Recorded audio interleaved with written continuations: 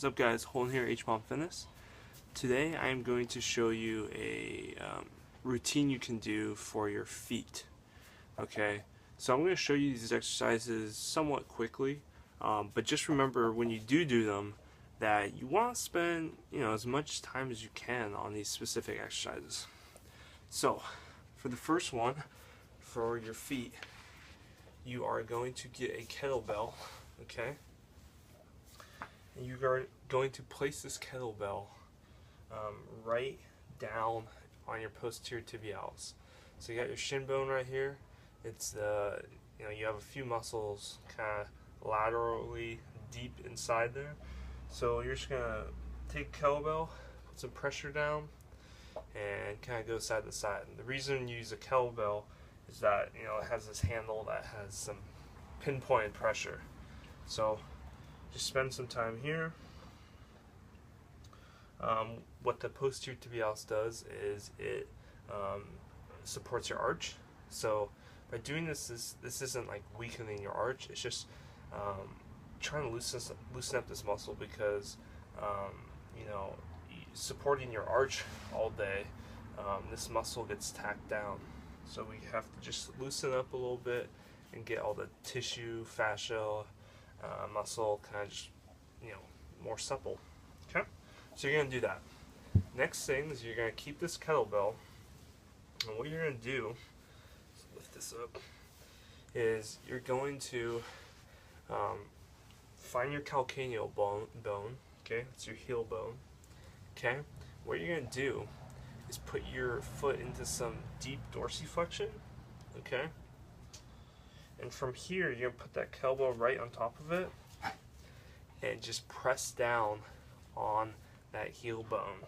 Okay, and what this is doing is we're just getting a little movement through that calcaneal bone.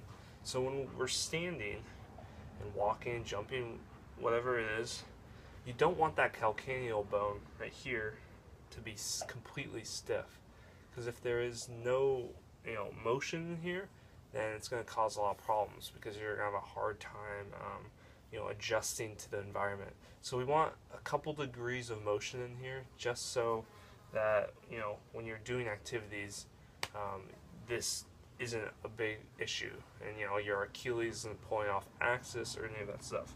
So there it is, just full dorsiflexion. Just put some pressure down. It's as if like a physical therapist is getting in there, just moving it. Okay, so you got that. Next thing you're gonna do is you're gonna get a cross ball. Okay, what you're gonna do is go on your posterior tibialis, the tendon itself. So tibialis muscle runs along, inserts pretty much in the middle of your arch. Okay, you're gonna take this ball, place it right kind of the insertion or kind of right above it by your medial malleolus. Take up the slack with the lacrosse ball and just try and get all this fascia, skin moving better. So this is a unique technique because usually we're talking about going after muscles, fascia. This is going mostly after the fascia, but also the insertion. So we can actually kind of loosen up that insertion and get some more motion in these tissues. And the interesting thing about this one in particular is a lot of people complain about some heel pain and all this type of pain in their heel, and a lot of it actually can be due to some posterior tibialis dysfunction. So just doing this will actually really help with some heel pain because just think of your foot as just kind of a big fascial connective tissue. So if we can kind of loosen up stuff here, we can actually give slack elsewhere. So that's the third exercise.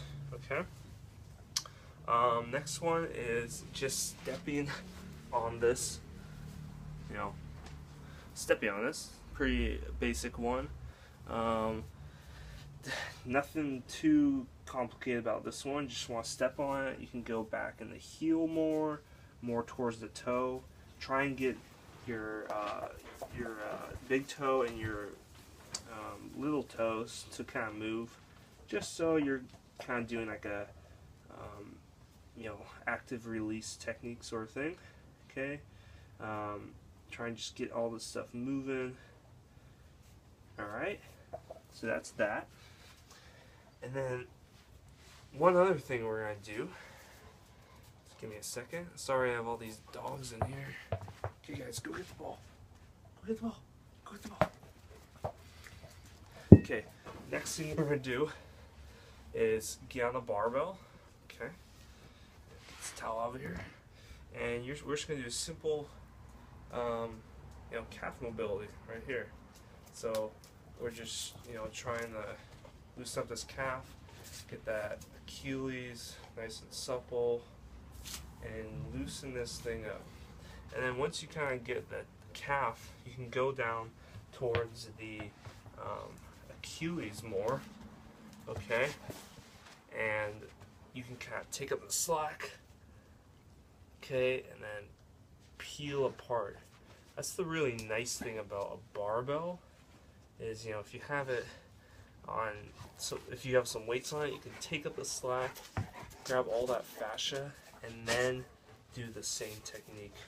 Okay, get a lot of good pressure on there. That's a great technique. Okay, and then the last thing we're gonna do is take a lacrosse ball and put it right on our shin. Hopefully you guys can see that. So you got your anterior tibialis right here. Okay, that does some dorsiflexion. If you can see it kind of contracting right here. It's on the lateral side of your tibia. Okay, and you're just gonna jam that ball right on that lateral kind of muscle right there, and just fix that up. This one's interesting for me because we've always been talking about having limited dorsiflexion is bad, and so this is interesting because when we do this, we're technically promoting plantar flexions, and that's not what we really want. But there are some theories that if we can actually loosen up both aspects of the knee, or excuse me, of the lower extremity, that we can increase some dorsiflexion by making this muscle more supple. Okay, last thing, take a double lacrosse ball, put it right here on your peroneals, fibularis. Same thing. Sorry, my dogs are playing, they make odd noises. So same thing on your peroneals, just a lot of pressure down. Even from here, when you got some pressure, you can kind of mess around with this calcaneal bone. And yeah, go up, go down, and your peroneals help with some eversion. So loosening those up will help a lot with some feet. Okay, so there you go, guys. Those are just some different exercises for your feet. Try and spend as much time as possible with those exercises. Okay, see you guys.